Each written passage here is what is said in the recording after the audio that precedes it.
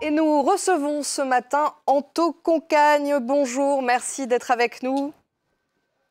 Bonjour, Vous nous bonjour. entendez bien, vous êtes actuellement en Côte d'Ivoire pour un voyage professionnel, mais vous êtes basé à Paris. Alors vous êtes chef privé, connu sous le nom de Chef Anto. Vous présentez une émission culinaire sur Canal+ Afrique. Vous êtes l'auteur de Goût d'Afrique, recettes et rencontres. Vous avez reçu en 2016 le prix de la révélation féminine africaine au Gala Africa COP22 dans la catégorie gastronomie. Le prix Eugénie Brazier en 2018 qui récompense la plus grande créativité. Vous êtes franco-gabonaise et depuis vos débuts, votre objectif est de moderniser, de faire connaître la cuisine africaine, la cuisine de l'Afrique subsaharienne. Alors, est-ce que vous pensez qu'en France, ça y est, la gastronomie africaine est enfin en train de trouver sa place? Oui, bien sûr, ça c'est on le voit, hein, depuis plusieurs, années, ça avait du mal à prendre.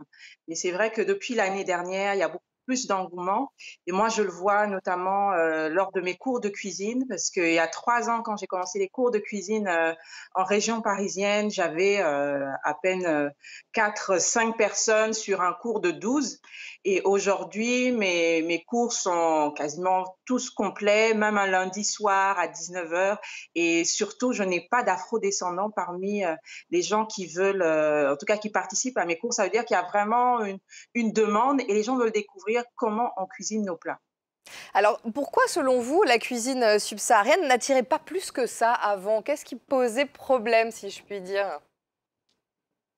Je pense que ce qui posait problème, c'était, que nos cuisines souffraient de beaucoup de préjugés. On ne savait pas trop ce qu'il y avait comme produit. Beaucoup pensaient qu'elles étaient trop grasses. Beaucoup se disaient: «Ce sont des cuisines qui sont forcément trop relevées» et le fait qu'il y ait des émissions culinaires, par exemple comme Top Chef, où on a eu, des chefs comme Maurice Sacco qui ont vraiment marqué les esprits et de voir qu'il y a de plus en plus, de restaurants en région parisienne qui retravaillent en fait, nos cuisines, mais de façon moderne et de voir même que des boutiques, bio qui font la promotion, de céréales, de produits qui sont 100 africains. Bah, les gens commençaient à se dire: «Bah, en fait, quelque chose se passe en Afrique» et Thierry Marx l'a dit, le l'Afrique est le dernier continent à découvrir en termes de gastronomie. C'est ça la clé, selon vous, c'est d'allier cette modernité, mais tout en gardant le goût de ces plats traditionnels? Pour moi, c'est important de travailler, le visuel, en tout cas d'avoir quelque chose de moderne et en même temps de rester dans les goûts authentiques et traditionnels. Pourquoi? Parce que nos cuisines, on ne les connaît pas, nos recettes, on ne les connaît pas. S'il y a trop de mélange, de fusion, ben, le problème, c'est qu'on ne saura pas quelles sont nos recettes authentiques. Voilà pourquoi il est important de garder vraiment l'essence de nos cuisines, mais de retravailler le visuel pour faire découvrir à des personnes qui ne connaissent pas, mais aussi pour faire redécouvrir à des personnes qui connaissent. Alors parlez-nous du festival We Eat Africa. C'est un festival des cuisines d'Afrique. Pourquoi est-ce que vous avez décidé de créer ce festival? Alors We Eat Africa, c'est un événement que l'on a monté en 2017 avec mon associé Kossi Modeste. En 2017, on a travaillé sur Paris avec les Galeries Lafayette qui avaient une campagne Africa Now. Et pendant 3 mois, il y avait des ateliers culinaires, notamment à Lafayette Gourmet à Paris. Et pendant ces ateliers, on a vu vraiment l'engouement du public autour des cuisines africaines et surtout, il y avait des personnes qui me demandaient mais où est-ce qu'on trouve les chefs? Où est-ce qu'on trouve les restaurants? Où est-ce qu'on peut acheter les produits? Je me suis dit c'est pas possible, on est à Paris. On serait dans une autre ville française, je me serais dit bon d'accord, mais là à Paris, que les gens ne savent pas, que les gens ne sachent pas, c'est qu'il y a vraiment un problème. Et on s'est dit on va créer un événement, on va pas attendre qu'on nous invite quelque part, on va créer notre propre événement où on va mettre en avant non seulement les professionnels, mais aussi tous ceux qui travaillent dans le domaine de la food, que ce soit en épicerie fine, en agroalimentaire. Et c'est un festival qui met en avant tous ces professionnels-là. Alors pour en arriver là, pour devenir chef, il a fallu vous battre contre les préjugés notamment au sein de votre propre famille, notamment de votre papa. Racontez-nous, ça n'a pas été facile. Non, ça n'a pas été facile, mais ça, c'est un peu normal. Moi qui suis maman aujourd'hui, je peux comprendre que certains parents soient un peu réfractaires lorsque leurs enfants leur parlent d'un métier et qu'ils voient que ce métier, ben, on ne connaît pas quelqu'un qui a brillé dans ce métier dans le pays. Moi, quand j'ai dit à mes parents que je voulais être cuisinière, c'est vrai que papa m'avait dit, mais on ne va pas payer des études que tu sois une ouvrière.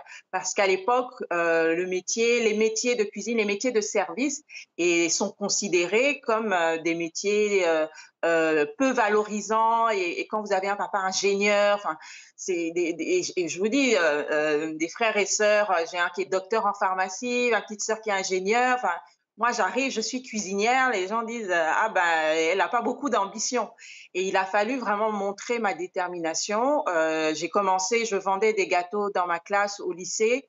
Et puis, au fur et à mesure, je vendais dans le quartier, je proposais mes services dans des mariages en faisant des gâteaux tout simples. Et ma mère, quand elle a vu ça, elle a dit à mon père, ben, regarde, elle ne connaît pas grand-chose. Elle arrive à se débrouiller avec son histoire de cuisine. Si on l'envoie en France dans une école, quand elle reviendra, bon, au pire, elle va travailler à la présidence en cuisine. Et c'est vrai que travailler à la présidence de la République, ça fait déjà un peu plus valorisant. Au moins, c'était déjà ça. Mais bon, quand on voit votre parcours et votre carrière aujourd'hui, vous avez bien eu raison de persévérer. Pourquoi d'ailleurs vous avez choisi de vous faire appeler chef Anto? Chef, on le précise, Alors, hein, C-H-E-F. oui, chef au masculin. Alors, pourquoi? Parce que mon prénom entier, c'est Anton Pindi. Anton Pindi veut dire femme pour Anto et Deschamps, Pindi. Et quand j'ai réfléchi à un nom, je voulais quelque chose qui soit court, que tout le monde puisse prononcer facilement. Bon, déjà, on a vu que Anton Pindi, la femme Deschamps, bah, c'est la patronne, c'est elle qui cultive, c'est elle qui nourrit son foyer, c'est elle qui vend, et c'est une boss lady, comme on dit aujourd'hui. Et on a dit le chef Anto, parce qu'Anto veut dire aussi féminin, donc le chef au féminin, tout simplement. Est-ce que vous avez un repas de Noël idéal, hein, les fêtes arrivent. Là, en ce moment, on le disait, vous êtes en Côte d'Ivoire. C'est pour ça qu'on vous a par Skype. Vous allez bientôt rentrer sur Paris. Alors, dites-nous, pour vous, voilà, quel est le repas idéal de Noël, avec combinaison ou pas de la cuisine africaine? Alors, moi, en tout cas, pour les fêtes, j'encourage mes frères africains à consommer des plats de chez nous. Et pour moi, un repas idéal, c'est de commencer par le mets de pistache. Le mets de pistache qui est cette terrine à base de graines de courge qu'on peut agrémenter justement de crustacés. Alors, comme c'est les fêtes, on peut mettre une langouste à l'intérieur, on peut mettre du homard pour faire vraiment un peu plus chic. En plat, je prendrais l'odika. L'odika qui est le plat par excellence au Gabon, en tout cas dans mon ethnie. Une fête n'est pas réussie si on n'a pas l'odika. Et c'est une sauce qui est faite à base d'amandes torréfiées et qui nous donne une sauce qui a la couleur du chocolat, l'odeur du chocolat, mais qui n'est pas du chocolat, avec un gibier, notamment du sanglier. Et puis en dessert, ben, on finira par une bûche. On a énormément de fruits, de saveurs. Alors une bûche à la noix de coco, pourquoi pas pour ces fêtes de fin d'année. Bon, bah écoutez, la prochaine fois, il faudra que vous veniez sur notre plateau pour nous faire tout ça. Vous nous avez donné très envie. Une dernière question avant de nous quitter. Vous qui voyagez beaucoup, vous avez à cœur hein, notamment de faire connaître cette cuisine africaine en Occident, mais également de la développer sur le continent africain. Exactement, de la développer aussi sur le continent africain parce que on s'est rendu compte et moi je me rends compte à chaque fois qu'on organise des choses, je travaille avec des hôtels, des groupes hôteliers sur le continent, il manque énormément de formation. Et beaucoup de jeunes aussi délaissent nos produits parce qu'ils ne savent pas forcément, en dehors des recettes traditionnelles, comment pouvoir les travailler. Donc je donne des cours justement pour des professionnels, mais aussi pour des particuliers, pour leur refaire découvrir nos produits et leur donner envie de créer eux-mêmes des recettes avec ces produits-là.